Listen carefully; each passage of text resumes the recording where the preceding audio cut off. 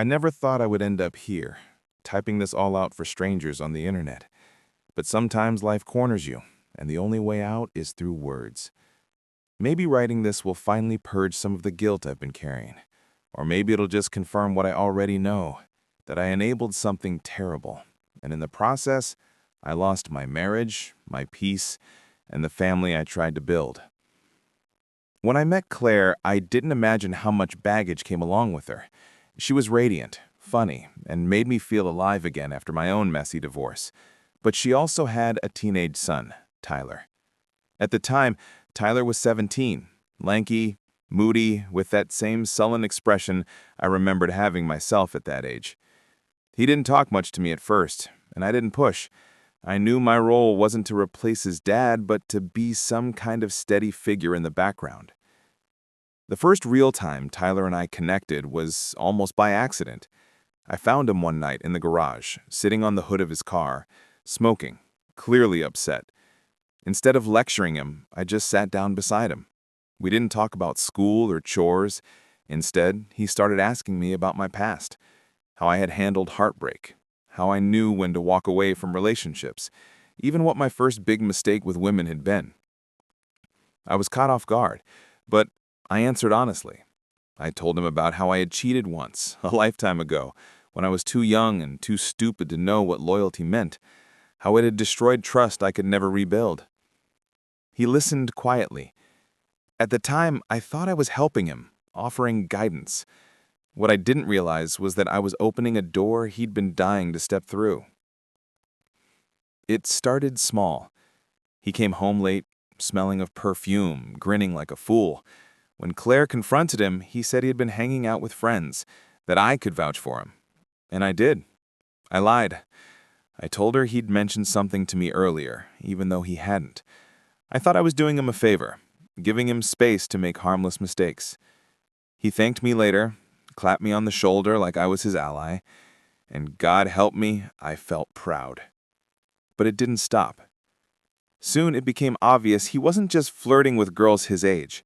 The messages I accidentally glimpsed on his phone told me everything.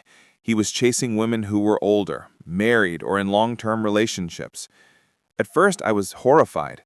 I tried to talk to him, to warn him about the consequences. He brushed me off with a cocky smirk. They come to me. I'm not forcing anyone. They want it. That line haunted me. It was the same justification I had once whispered to myself when I had crossed a line in my own marriage. And because I saw myself in him, because I remembered my own reckless youth, I let it slide. Worse, I kept covering for him. When Claire asked why he was gone all night, I said he'd been with me working late. When she asked about strange calls, I said I'd borrowed his phone. Every lie I told tightened the rope around my own neck. The first time it blew up was with our neighbor, Sarah. She was married with 2 little kids, the kind of woman who brought cookies to barbecues and helped Claire plant flowers in the spring. One afternoon I came home early from work and saw Tyler's car parked 2 streets over. My gut twisted, and I knew. Sure enough, I spotted him slipping out of Sarah's side door, adjusting his shirt, that same smug grin plastered across his face. I froze.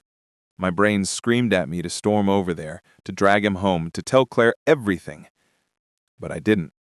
I drove around the block and pulled into our driveway like nothing had happened. 2 weeks later, Sarah's husband found out. Screaming matches, broken windows, police cars on the street. Their marriage collapsed overnight.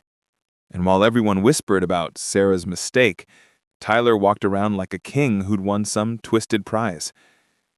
Claire cried about the scandal, but never connected it to her son. And I bit my tongue bloody, carrying the secret like a tumor.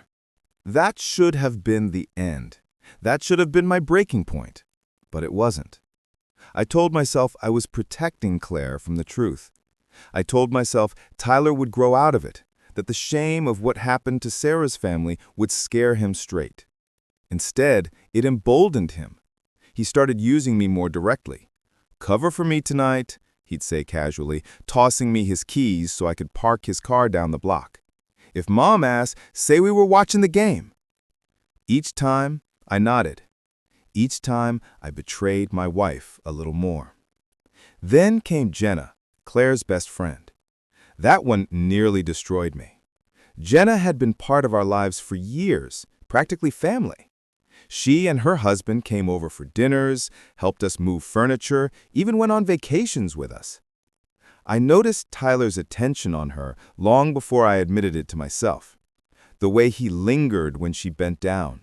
The way his jokes were sharper, flirtier when she was around.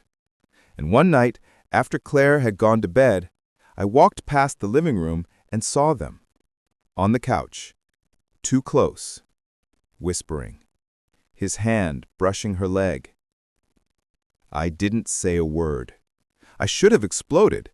I should have thrown him out of the house and called Jenna's husband myself. But instead, I slunk upstairs like a coward, my heart pounding.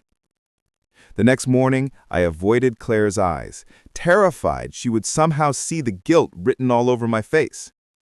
Weeks later, Jenna's marriage imploded too. She stopped coming over, stopped calling Claire. My wife wept, confused, devastated. And I just held her, lying through my teeth, telling her I didn't know why Jenna had pulled away. By then, my silence had become complicity. Tyler knew it, and he used it. He treated me like a co-conspirator, cracking jokes about keeping secrets when Claire was out of earshot. The worst part was that part of me still pitied him, still saw that scared kid in the garage years ago. I told myself I was helping him navigate a confusing phase, when in reality, I was enabling him to destroy lives. The breaking point finally came with Claire herself. Not because Tyler went after her, thank God it never got that twisted, but because she caught me in a lie. Tyler had been out all night again, and she demanded to know where he was. Without thinking, I fed her another line. She stared at me, her eyes narrowing, and then she said quietly, "Why do you always know where he is when I don't?" My stomach dropped. In that moment, she saw it. Maybe not the full truth, but enough. She pressed me harder, and I cracked. I told her pieces of it. Late nights, strange women, things I'd suspected. But I still held back the worst. She cried, begged me to tell her everything, but I couldn't. I was too afraid she'd see me not as her husband, but as an accomplice. After that, nothing was the same. Claire grew distant. She no longer trusted me, and I couldn't blame her. Tyler kept spiraling, though he eventually moved out, leaving wreckage behind him. I heard whispers from friends that he hadn't stopped, that he was still chasing women he shouldn't, still leaving chaos in his wake. As for me, I lost Claire. The divorce papers came a year later, and though she never said it outright, I knew the reason. It wasn't just Tyler, it was me. I had chosen silence. I had chosen to help him instead of protecting her. I had let my fear of conflict, my misguided sense of loyalty, and my shame guide me straight into betrayal. Now I live alone. The house is quiet, almost too quiet. Sometimes I catch myself thinking back to that night in the garage when Tyler asked me about my mistakes. If I could go back, I'd tell him the truth. I'd tell him that every time you cover a lie, it grows claws. That once you start protecting the wrong person, you lose the right one. And I'd tell him that secrets don't stay buried. They rot, and they take everyone down with them. I helped my stepson with his first lies. I gave him cover when he should have faced consequences. And because of that, I watched him destroy family after family, until he finally destroyed mine.